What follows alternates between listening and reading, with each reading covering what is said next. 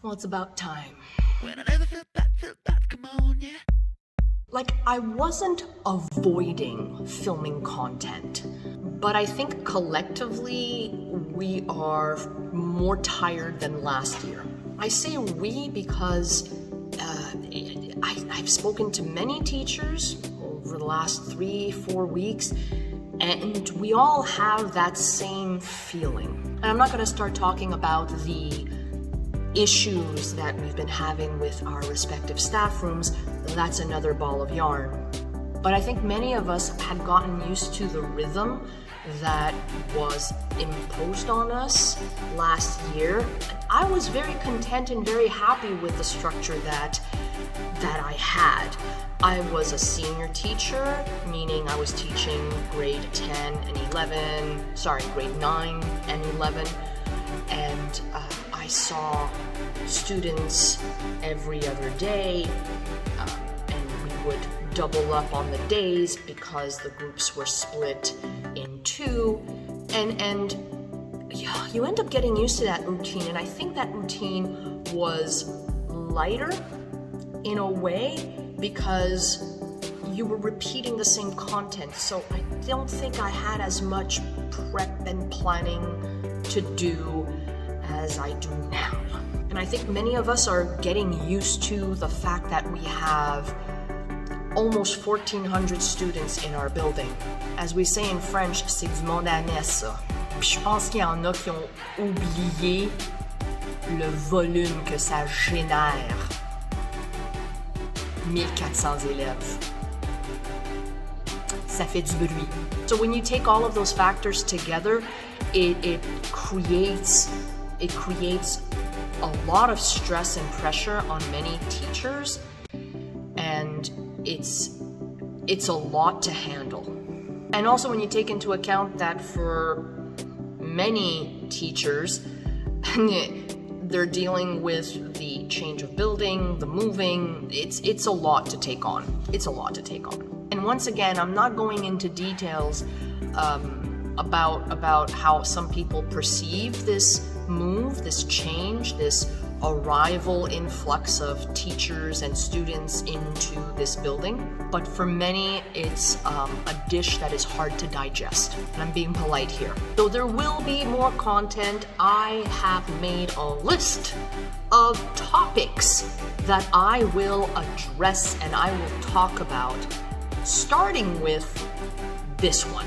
Evaluating students. Yesterday, the interim report cards were released. Yes, I know, interim report cards in November.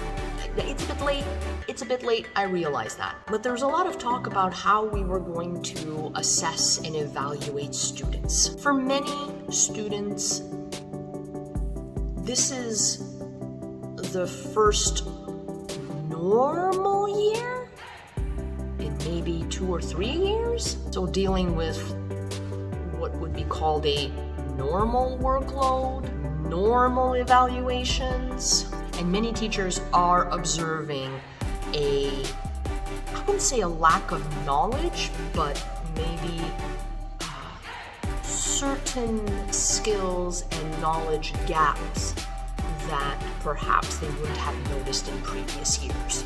Look, the last 2.5, 3 years have been a bit of a gong show, and the education minister has not been making things easy for us. One could argue, yes, they have made it easier by, for instance, eliminating exams last year. Doesn't change the fact that students were under pressure, dealing with anxiety, health issues, either exacerbated or caused by COVID, so it made learning difficult. So right now, when I'm evaluating students, I'm not looking to punish them, unless it's warranted. I have witnessed motivation and morale completely ruined by negative evaluations. Now, some of you will say sometimes you have to be harsh and you have to be strict and you have to be severe because life is strict and severe.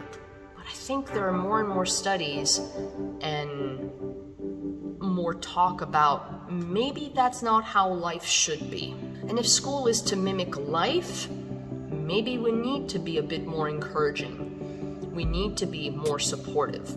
We need to be more understanding. And I'm aware that is a change that cannot happen, in a year. This is a mind shift, a societal mind shift that has to happen, and it's not going to happen overnight.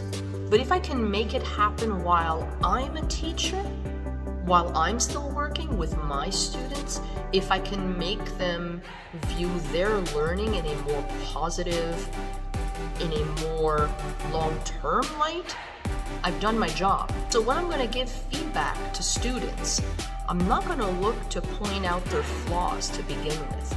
I'm going to encourage. I'm going to push, but I'm going to push not to punish. Let me be 100% clear. There are students that did receive a harsh evaluation, but it had nothing to do with their numerical result on an assignment. It had to do with their attitude, it had to do with their behavior, it had to do with their general outlook on learning and their presence in my classroom. I have expectations in my classroom, but they're expectations that affect everyone in the classroom. I want to make sure that I've created the best learning environment possible for all my students, because the collective goal for everyone is to succeed in my class. If someone in my classroom prevents that from happening, I've got issues with it, which means I am going to call them out when they are not respecting those expectations. So my interim reporting has to do with, well, first of all, are you doing your best to reach your goals? And second of all, are you making sure you're letting others reach their goals too? Because I don't have like 2 or 3 students in my classroom. I have like almost 30 students in my classes.